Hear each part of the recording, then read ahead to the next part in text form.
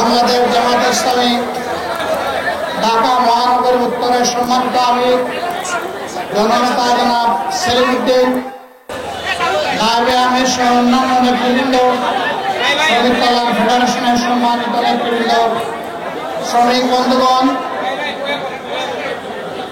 সাংবাদিক ভাইরা, আল্লাহ তাবারক ওয়া তাআলার শুকরিয়া আদায় করছি যে আল্লাহ তাআলা একটি বর্ষণমুখর পরিবেশেও আজকে আমাদেরকে এখানে দুটি কথা বলার জন্য দাঁড়াবার তৌফিক দান করেছেন। আলহামদুলিল্লাহ। আপনারা সবাই কেমন আছেন? মেঘের নিচেও ভালো আছেন? চেয়ার মাথায় নিয়েও ভালো আছেন? আল্লাহু আকবার। আমরা সবাই জানি বিগত জুলাই বিপ্লবের আগে বাংলাদেশ ফ্যাসিবাদের কবলে ছিল। তাদের হাতে কেউ নিরাপদ ছিল না।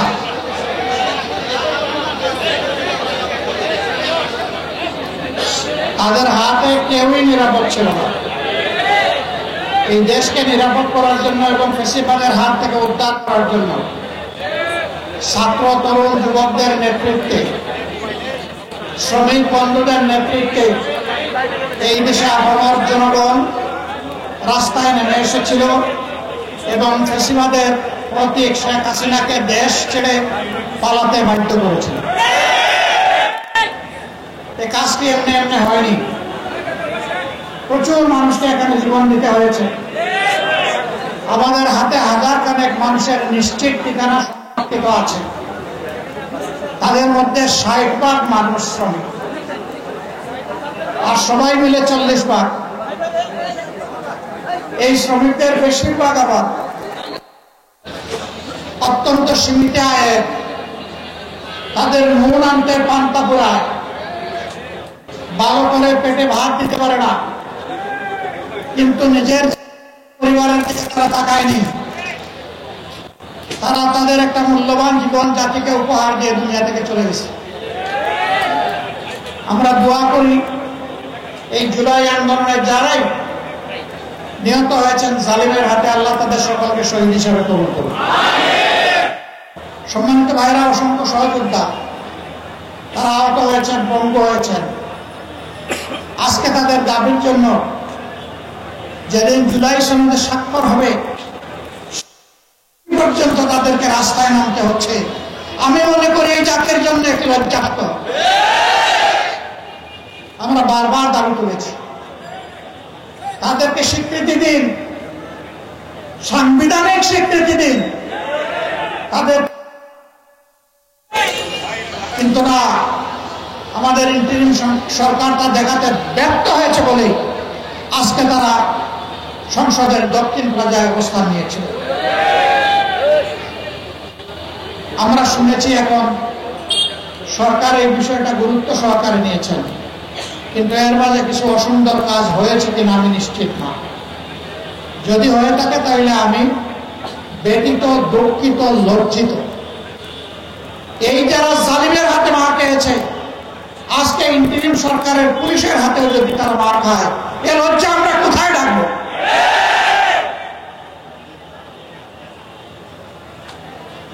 আমরা সরকারকে বলবো,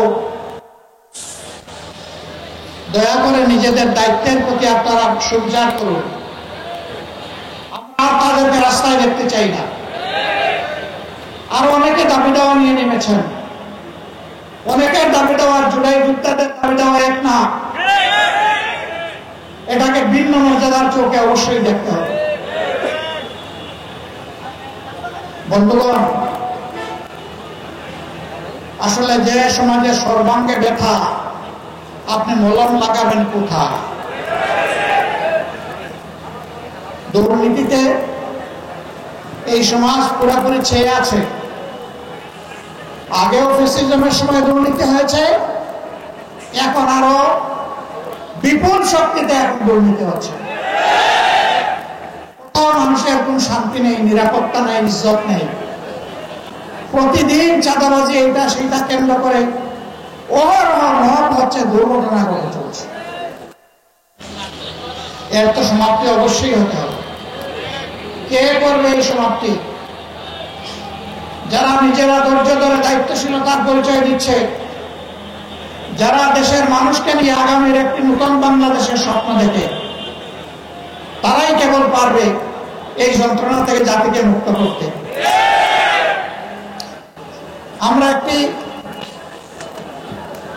নিপীড়িত সংগঠন, আমাদের সাথে যে আচরণ করা হয়েছে,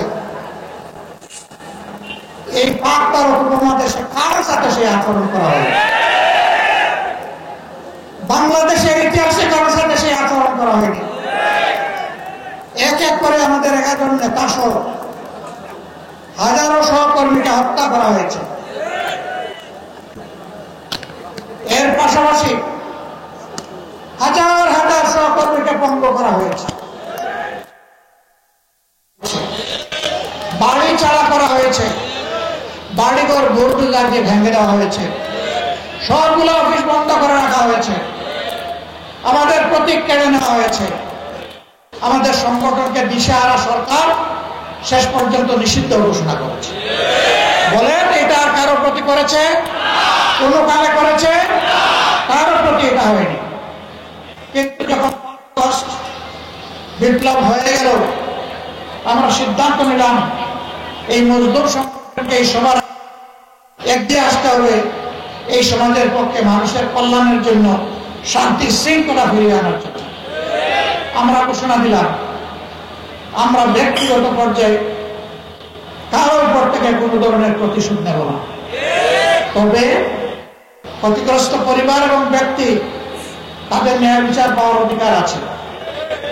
তারা যদি আদালতের আশ্রয় নেয়, আমরা তাদেরকে সর্বাত্মক সহযোগিতা করি। আফসোস, আমাদের মিডিয়ার সকলে নয়, 2-1 জন মগজ বিগড়ে গেল। তারা আমার কথাটাকে উল্টায় ফেললেন। তারা বললেন যে জামাতের আমির আওয়ামী লীগকে ক্ষমা করে দিয়েছে। আওয়ামী লীগ শব্দটাও আমি মুখে আনি। আমি তখন এই মিডিয়াকে জিজ্ঞেস করলাম যে আপনার কানে কি তালা ছিল? আপনি স্টিলের চশমা পরেছিলেন? চাপাই দিলেন। আপনি তো এই নিউজটা করেছেন পারভার্টেড নিউজ, ন্যায়ভ্রষ্ট নিউজ। আপনি সাদাকে সাদা বলেন নাই, কালোকে কালো বলেন নাই, আপনি সাদাকে কালো বানিয়েছেন। সম্মানিত ভাইরা, আমাদের অবস্থান ওখানেই আছে। আমাদের সহকর্মীদেরকে সতর্ক দৃষ্টি রাখুন, কেউ যাতে সমাজকে অস্থির করতে না হয়। আমরা বলেছিলাম চলে যান। ইসলাম, হিন্দু ধর্ম, বৌদ্ধ ধর্ম, খ্রিস্ট ধর্ম সকলের উপাসনালয়, মসজিদ সহ সবগুলোকে ভাড়া বসা। আমাদের সহকর্মীরা একটানা 15 দিন মেঘে ভিজে রোদে শুকিয়ে সেই দায়িত্ব 20 ঘন্টা পালন করেছে। 15 দিন পরে সবার সাথে আলাপ আলোচনার প্রেক্ষিতে আমরা আমাদের কর্মীদেরকে ঘরে ফিরিয়ে দিয়েছি।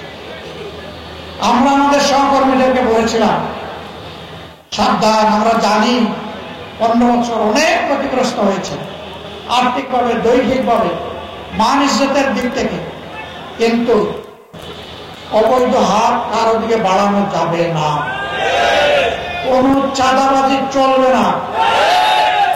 আমরা দেখতে চাই না। আমরা অফিসে যারা দায় দায়িত্ব পালন করছেন, তারা এই নতুন বাংলাদেশে ঘুষ খাবেন, এটা আমরা দেখতে চাই না। হ্যাঁ, আমরা চেষ্টা করেছি আমাদের সহকর্মীদেরকে নিয়ন্ত্রণ করতে। এর মাঝে কেউ ব্যতিক্রম করলে ছাড় দেই নাই। 2-1টা ব্যতিক্রম হয়েছে, ব্যবস্থা নেওয়া হয়েছে।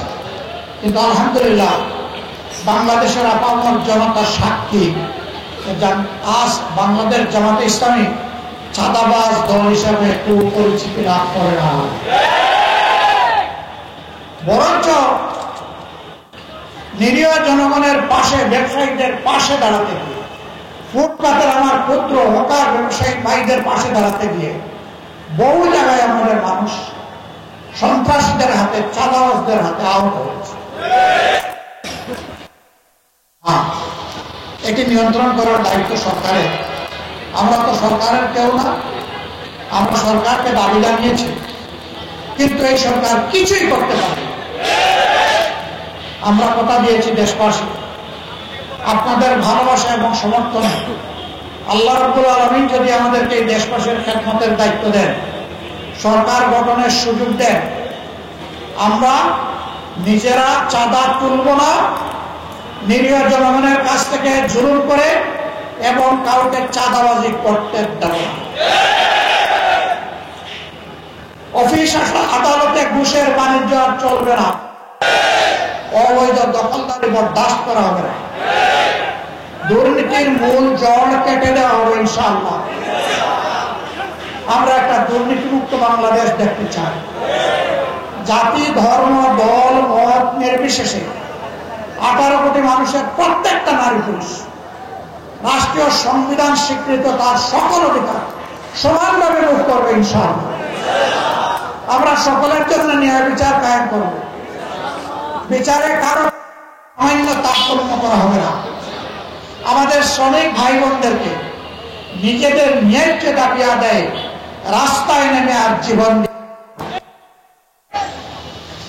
তারা ঘরে বসে তাদের অধিকার পাবেন।